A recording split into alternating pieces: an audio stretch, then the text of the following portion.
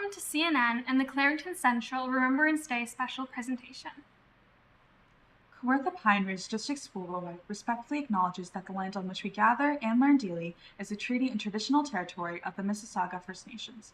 We are grateful for relationship with the First Nations in pursuit and defense of peace as people of Williams Treaty. We continue our journey to strengthen our understanding of our treaty relationship and of how to move forward together in a good way.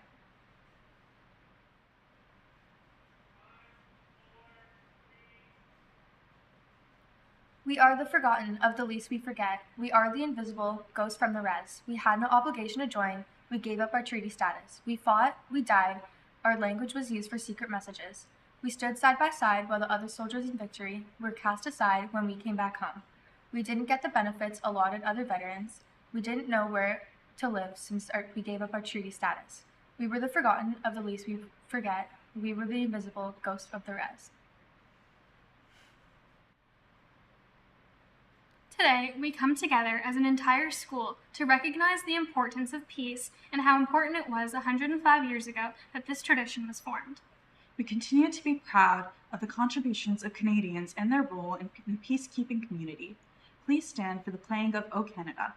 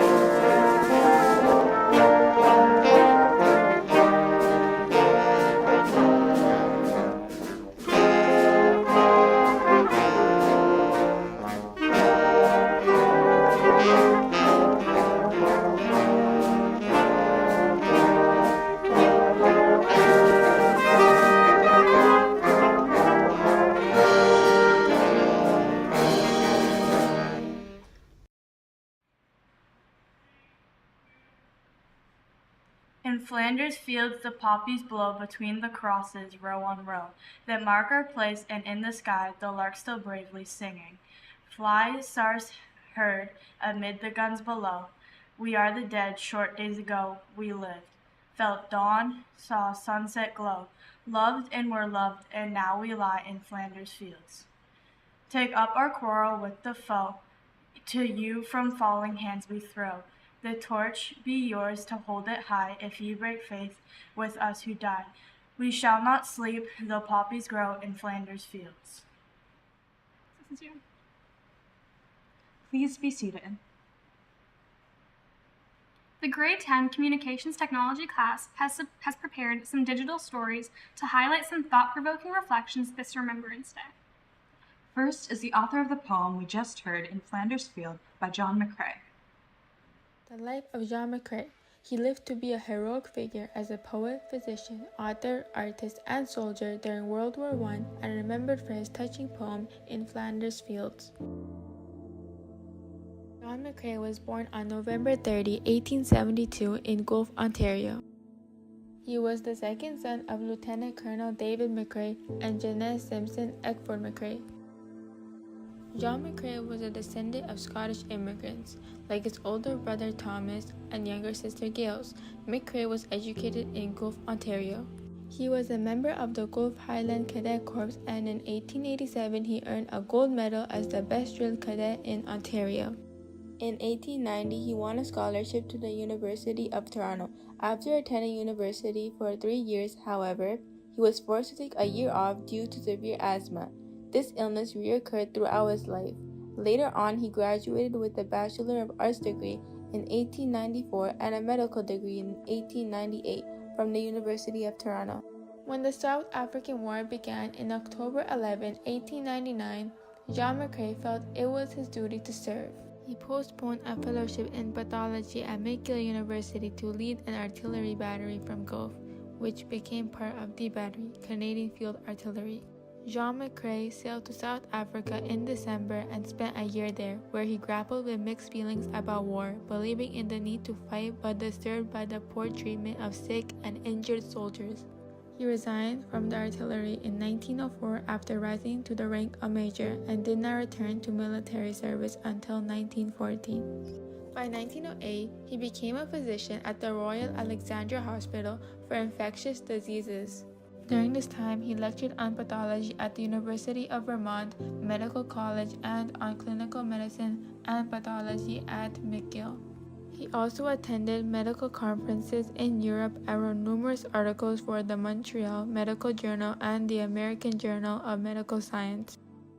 On August 4, 1914, World War I began. Britain declared war on Germany, and as part of the British Empire, Canada was automatically involved. Thousands of Canadians quickly enlisted, including Jean McCrae, who became a medical officer with the 1st Brigade of the Canadian Field Artillery, holding the rank of major and second in command. On April 22, 1915, during the Second Battle of Ypres in Flanders, Jean McCrae was in the trenches as the Germans deployed chlorine gas against the Allies. Despite the gas's devastating effects, Canadian soldiers held their ground for 16 more days. Jean McCrae, surrounded by the dead and dying, treated hundreds of wounded soldiers each day. On May 2, 1915, Jean McCrae's close friend died tragically during the Second Battle of Ypres. For this reason, John McCrae wrote in Flanders Fields, inspired by the sight of poppies blooming among the graves. In 1917, Jean McCrae was struggling with asthma and bronchitis. His health worsened in January 1918, and he was diagnosed with pneumonia. Jean McCrae died on January 28, 1918, just hours after learning he had been appointed consulting physician to the 1st British Army. His legacy lives on through In Flanders Fields, a lasting tribute to the soldiers who sacrificed their lives.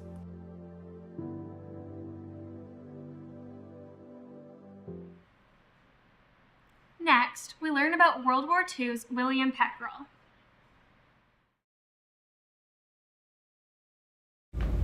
In remembrance of William Peckerell.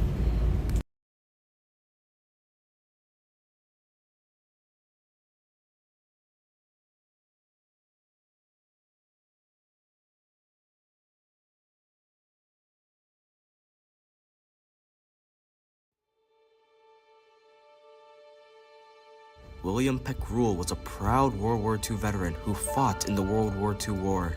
He and the other soldiers were sent out to scout, find, and defeat the other nation while they were vulnerable.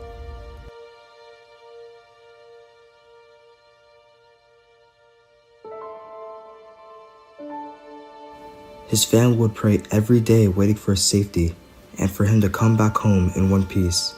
They wished that William Peckerell would come back winning the war and telling stories about the war as well.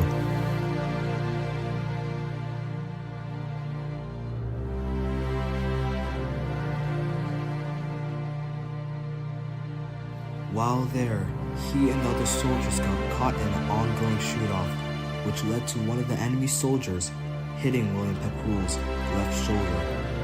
But luckily for William, it was only a minor injury. They had missed his head, and with him knowing that, he and other soldiers began to hold the ground and later on survived that certain point of Europe.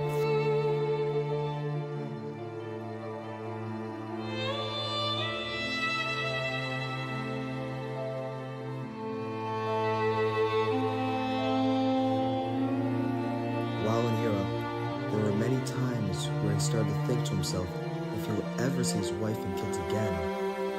But through all the pain, and through all the struggles, they have won the war.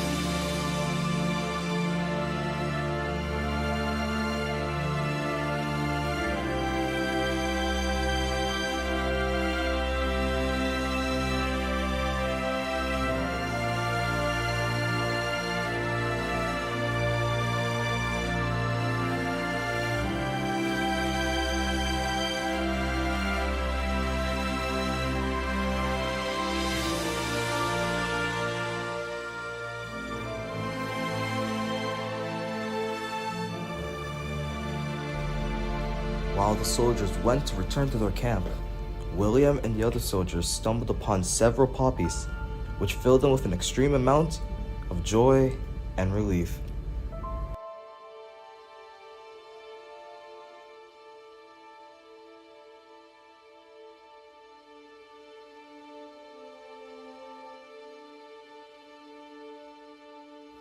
And after when he finally came back from the long 6-year war, he was finally able to kiss his wife and see his beautiful children once again.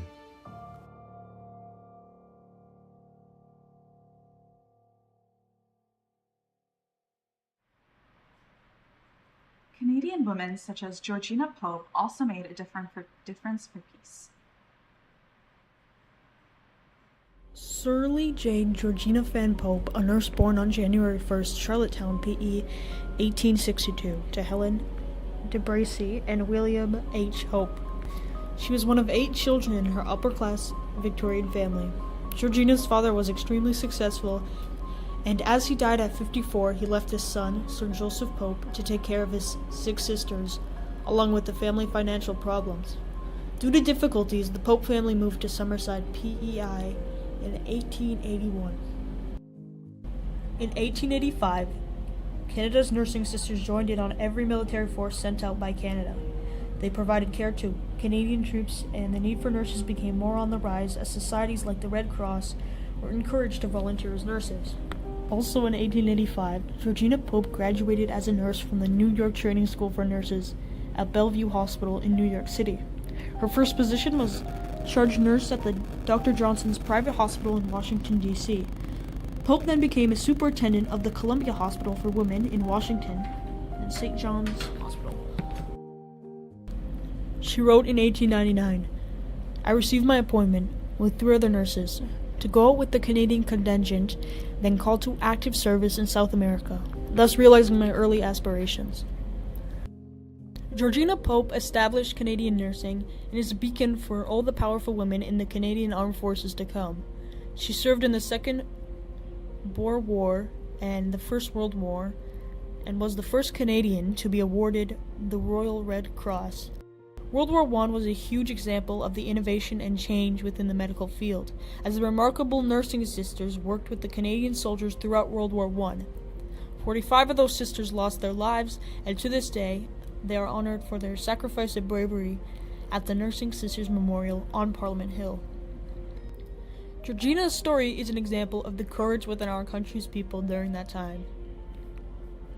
On Remembrance Day, we pay our respects to the hundreds of sacrifices made by our Canadian troops, including our Canadian nursing sisters.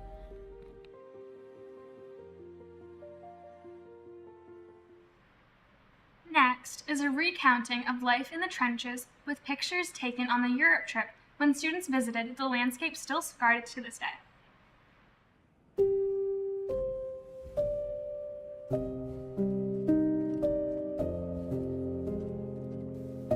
On September 15th, 1914, the first ever trench was dug for the First World War. After that, it is estimated that at the time, there were about 2,490 kilometers of trench lines during World War I. Being up front during Moorism was nowhere near easy. Life in the trenches involved long periods of boredom and terror. Soldiers were consistently on edge, having to be aware of their surroundings at all times. Soldiers had to endure extreme poor living conditions and extreme lack of sleep. Soldiers were tormented by rats and lice consistently. Diseases were spread by the rats due to the amount of food and waste that they were eating in the trenches. Many soldiers suffered from trench fever due to the lice, which would consist of headaches, fevers, and muscle pain. These poor conditions would result in infections and frostbite, which in some cases would lead to amputation and gangrene. In the trenches, soldiers had day-to-day routines they followed. Their mornings would usually consist of guarding their front lines from enemies. The mornings were usually the time of an enemy attack. If there wasn't an attack, soldiers would do an inspection and have breakfast. This part of their routine was usually referred to as Stand To at dawn. After morning Stand To, soldiers did any chores they could find, ranging from cleaning lead trees, filling sandbags, and repairing duck boards. During the day, they would do all their work below ground to keep away from snipers. Apart from the manual work, soldiers would also spend time reading, writing in journals, writing letters, or even gamble. Around nighttime in the trenches was the most bruisest and dangerous. Soldiers would often climb out of their trenches and move into no man's land, which is a landscape that separates the two armies from each other. Work would require digging new trenches and placing down barbed wire. More dangerous and aggressive work would involve patrolling for any enemy activity or conducting raids to either kill or capture any enemy soldiers to gather intelligence from the other army side. Due to the strain of war, it is estimated that around 250 men suffered from shell shock. Around 10,000 were Canadian. Shell shock is a psychological condition that happens due to the stresses of war that many soldiers experienced. At the time, this condition was poorly understood and was often seen as a physical damage to the brain. Medical treatment ranged from gentle to extreme. Talking to therapists and physical therapy helped many, while more extreme methods included electric shock therapy. Although it is reported that shock therapy worked the fastest, it was not the most effective to help soldiers not relapse when sent back to the front. Once the First World War was over, many soldiers continued to suffer from shell shock. In present time, shell shock is referred to as post-traumatic stress disorder, but due to the poor understanding of this condition, many soldiers were left not treated properly and had to endure constant anxiety, nightmares, and memories of the war for the rest of their lives. On Remembrance Day, we remember the millions of lives lost and affected by the terrors and events of war. We remember the sacrifices made by millions and their efforts to achieve peace and their service to their countries.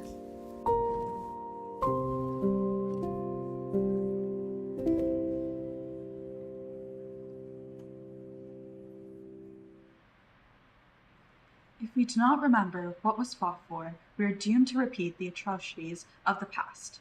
Our last digital story isn't about the war to end all wars, but thoughts about this day should mean to us going forward. Remember the soldiers who fought for us. It's quite an interesting phrase. Yes, we should remember, but at the same time, we mustn't move on without learning from the mistakes that were the wars. It's true, we might not be where we are today without their efforts, but the reality is, a bad future was not inevitable if we had found ways to coexist without fighting.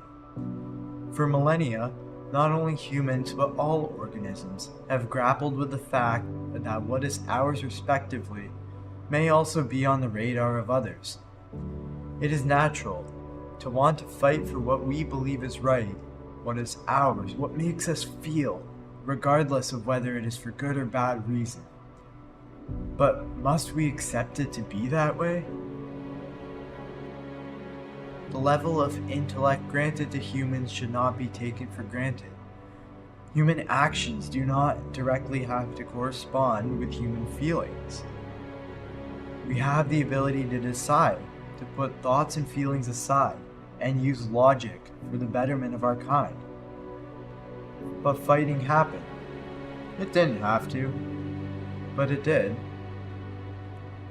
Time keeps flowing. Regardless of what they say, the future can be in our hands, like a ball of clay, waiting to be formed into something beautiful. The ball of clay doesn't fix itself, though. It must be the result of caring, persistent, motivated hands who have molded into the desired shape. However, upon entering the kiln, it might harden into what we want, or it might crack. That's the part we can't control. But our effect is present nonetheless. Think about that for a moment.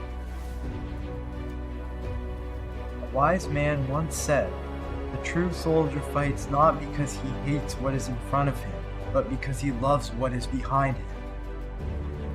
This might be true for many soldiers, doing what they could for the better of the country.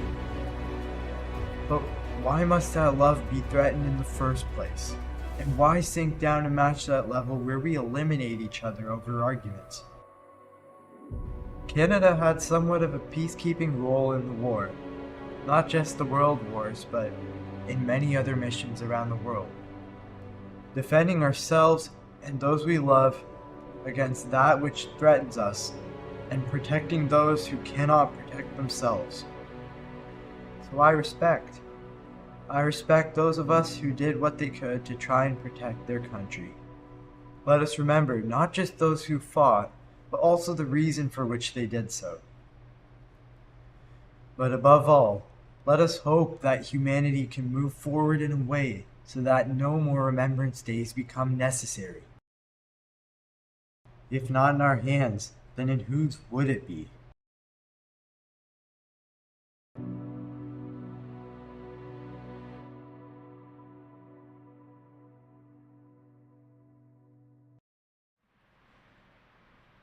Please stand and remain standing for a minute of silence for all of those who lost their lives in the service of peace in the past, present, and future.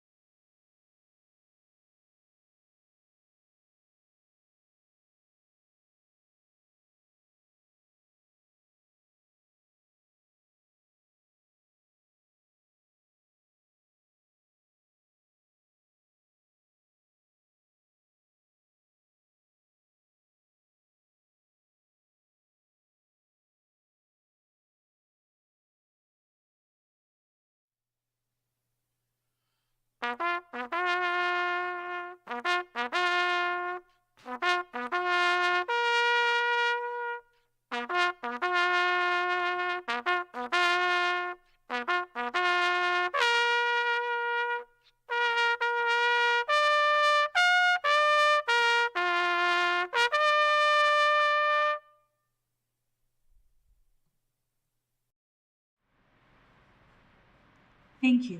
Please be seated. This concludes our Remembrance Day ceremony. We appreciate your respect that you will continue to represent throughout the day.